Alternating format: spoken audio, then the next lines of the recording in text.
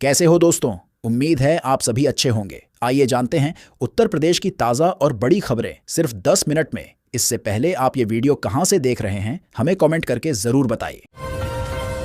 किसान सम्मान निधि की किस्त जारी। उत्तर प्रदेश सरकार ने मुख्यमंत्री किसान सम्मान निधि योजना के तहत 1.5 करोड़ किसानों के लिए अगली किस्त जारी करने का ऐलान किया है।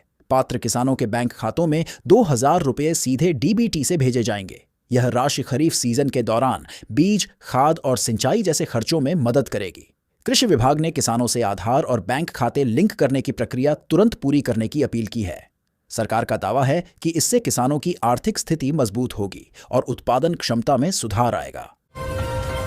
मुफ्त राशन वितरण की तारीख बढ़ी। गरीब और पात्र परिवारों के लिए मुफ्त राशन वितरण की तारीख 31 अगस्त तक बढ़ा दी गई है। अब राशन कार्ड धारक गेहूं, चावल, दाल और नमक इस तारीख तक मुफ्त प्राप्त कर सकेंगे।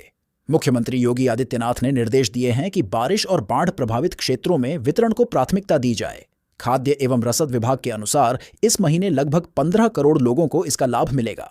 इस कदम से खाद्य सुरक्षा सुनिश्चित होगी और बढ़ती महंगाई से राहत मिलेगी। दिव्यांगजन पेंशन में नए लाभार्थी। दिव्यांगजन पेंशन योजना के तहत इस माह 5 लाख नए लाभार्थियों को जोड़ा गया है।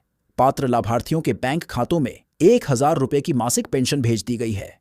इसके साथ ही योजना के कुल लाभार्थियों की संख्या 20 लाख से अधिक हो गई है। सामाजिक कल्याण विभाग का कहना है कि यह पहल दिव्यांगजनों को आर्थिक रूप से सशक्त बनाने में मदद करेगी। आवेदन प्रक्रिया ऑनलाइन और ऑफलाइन दोनों माध्यम से जारी है।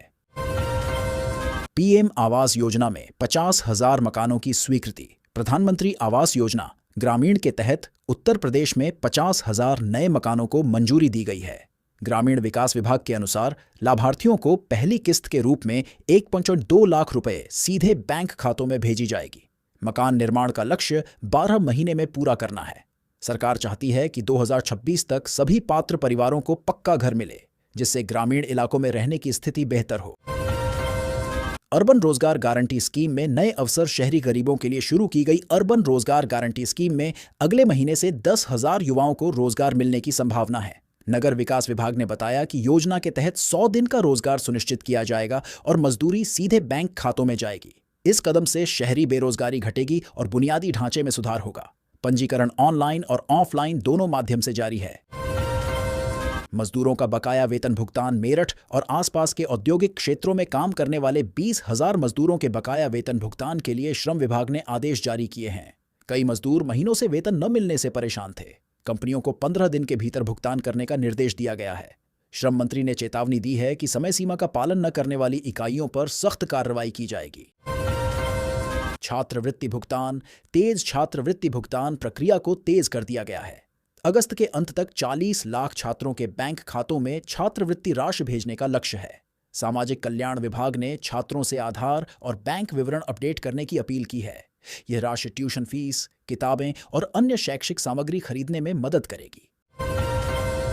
मुफ्त सिंचाई योजना का विस्तार। किसानों के लिए मुफ्त सिंचाई योजना का विस्तार करते हुए ट्यूबवेल कनेक्शन के सभी शुल्क माफ कर दिए गए हैं। ऊर्जा विभाग ने ग्रामीण क्षेत्रों में बिजली कनेक्शन देने की प्रक्रिया सरल कर दी है। किसानों को सिंचाई की लागत में राहत मिलेगी और उत्पादन में सुधार होगा।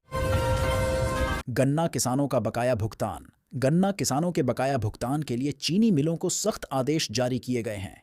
इस हफ्ते के भीतर 500 करोड़ रुपए का भुगतान करने के निर्देश दिए गए हैं। समय पर भुगतान से किसान अगली फसल की तैयारी कर पाएंगे। महिला स्वयं सहायता समूहों को फंड। महिला स्वयं सहायता समूहों को 200 करोड़ रुपए का अतिरिक्त फंड जारी किया गया है। इस फंड का उपयोग लघु उद्योग और स्वरोजगार योजनाओं के लिए होगा। इससे महिलाओं की आर्थिक स्थिति मजबूत होगी। बरेली में बिजली आपूर्ति सुधार योजना। बरेली शहर में बिजली आपूर्ति सुधारने के लिए 25 करोड़ रुपए की योजना लागू की गई है। इसमें पुराने ट्रांसफार्मर बदले जाएंगे, नए पोल लगाए जाएंगे और अंडरग्राउंड केबलिंग की जाएगी। इससे गर्मी और बरसात के मौसम में बिजली कटौती की समस्या कम होगी। मुरादाबाद में आभूषण कारोबार में तेजी। त्योहारी सीजन से पहले मुरादाबाद के ज्वेलरी बाजार में खरीदारी बढ़ गई है। कारोबारियों के मुताबिक इस बार सोने चांदी के आभूषणों की मांग 20% अधिक है।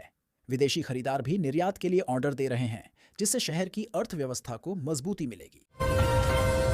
फिरोजाबाद में कांच उद्योग को राहत पैकेज। फिरोजाबाद के कांच उद्योग को सरकार ने 50 करोड़ रुपए का राहत पैकेज देने की घोषणा की है। इसमें बिजली दर में छूट, मशीनों के आधुनिकीकरण और मजदूरों के कौशल विकास कार्यक्रम शामिल हैं। आगरा में ताजमहल सुरक्षा कड़ी स्वतंत्रता दिवस के मद्देनजर आगरा में ताजमहल की सुरक्षा बढ़ा दी गई है। सीआईएसएफ और स्थानीय पुलिस ने चेकिंग अभियान तेज कर दिया है। ड्रोन निगरानी और मेटल डिटेक्टर से आने जाने वाले पर्यटकों की जांच की जा रही है। गाजियाबाद में प्रदूषण नियंत्रण अभियान। गाजियाबाद में नगर निगम और प्रदूषण नियंत्रण बोर्ड ने संयुक्त रूप से एंटी स्मॉग गन और वाटर स्प्रिंकलर का इस्तेमाल शुरू किया है। इसके अलावा खुले में कचरा जलाने पर सख्ती की जा रही है। बलिया में बाढ़ से फसलों को नुकसान। बलिया जिले में बाढ़ के कारण 2000 हेक्टेयर से अधिक फसल बर्बाद हो गई है। कृषि विभाग ने नुकसान का सर्वे शुरू किया है और प्रभावित किसानों को मुआवजा देने की तैयारी चल रही है। शाहजहांपुर में सड़क चौड़ीकरण परियोजना। शाहजहांपुर में 15 किलोमीटर लंबी मुख्य सड़क का चौड़ीकरण कार्य शुरू हुआ है। इस परियोजना से ट्रैफिक जाम कम होगा और व्यापारिक गतिविधियों में तेजी आएगी। प्रतापगढ़ में आयुर्वेदिक अस्पताल की शुरुआत। प्रतापगढ़ में 50 बेड का नया आयुर्वेदिक अस्पताल शुरू किया गया है। यहां पंचकर्म, हर्बल दवाइयों और पारंपरिक चिकित्सा से मरीजों का इलाज किया जाएगा। मथुरा में जन्माष्टमी की तैयारी। मथुरा में जन्माष्टमी महोत्सव की तैयारी जोर शोर से चल रही है। मंदिरों की सजावट, रोशनी और सांस्कृतिक कार्यक्रमों का अभ्यास शुरू हो गया है। प्रशासन ने सुरक्षा और यातायात की विशेष योजना बनाई है। आजमगढ़ में युवा उद्यमिता कार्यशाला। आजमगढ़ में एमएसएमई विभाग की ओर से युवा उद्यमियों के लिए कार्यशाला आयोजित की गई है। इसमें बिजनेस प्लान, डिजिटल मार्केटिंग और सरकारी योजनाओं की जानकारी दी गई। सहारनपुर में गन्ना मूल्य वृद्धि पर बैठक। सहारनपुर में गन्ना किसानों और शुगर मिल संचालकों की बैठक हुई, जिसमें गन्ने के समर्थन मूल्य में बढ़ोतरी की मांग रखी गई। अंबेडकर नगर में कौशल विकास केंद्र। अंबेडकर नगर में नया कौशल विकास केंद्र खोला गया है, जहां युवाओं को आईटी, इलेक्ट्रॉनिक्स और ऑटोमोबाइल रिपेयरिंग की ट्रेनिंग दी जाएगी। फतेहपुर में स्वास्थ्य जांच शिविर। फतेहपुर में जिला अस्पताल ने ग्रामीण क्षेत्रों में स्वास्थ्य जांच शिविर लगाए हैं। इसमें 1000 से अधिक लोगों की जांच की गई और दवाइयां मुफ्त दी गईं। कौशाम्बी में सड़क दुर्घटना में जनहानि। कौशाम्बी में तेज रफ्तार ट्रक और बस की टक्कर में 4 लोगों की मौत हो गई और 15 घायल हो गए। पुलिस ने घायलों को अस्पताल पहुंचाया। चित्रकूट में वन महोत्सव का आयोजन। चित्रकूट में वन विभाग ने वन महोत्सव मनाया, जिसमें 50,000 से अधिक पौधे लगाए गए। बस्ती में डिजिटल लाइब्रेरी का उद्घाटन। बस्ती में नई डिजिटल लाइब्रेरी शुरू हुई है, जहां ई बुक्स, ऑडियो बुक्स और ऑनलाइन कोर्स की सुविधा उपलब्ध है। अमेठी में हथियार फैक्ट्री का विस्तार। अमेठी की हथियार फैक्ट्री में नए प्रोडक्शन यूनिट का उद्घाटन किया गया है, जिससे 500 लोगों को रोजगार मिलेगा। सोनभद्र में खनन सुरक्षा अभियान। सोनभद्र में अवैध खनन रोकने के लिए प्रशासन ने विशेष अभियान शुरू किया है। इसमें ड्रोन सर्विलांस और रात में गश्त की व्यवस्था की गई है। रामपुर में जल संरक्षण पहल। रामपुर में जल संरक्षण के लिए पुराने तालाबों की सफाई और पुनर्जीवन कार्य शुरू किया गया है।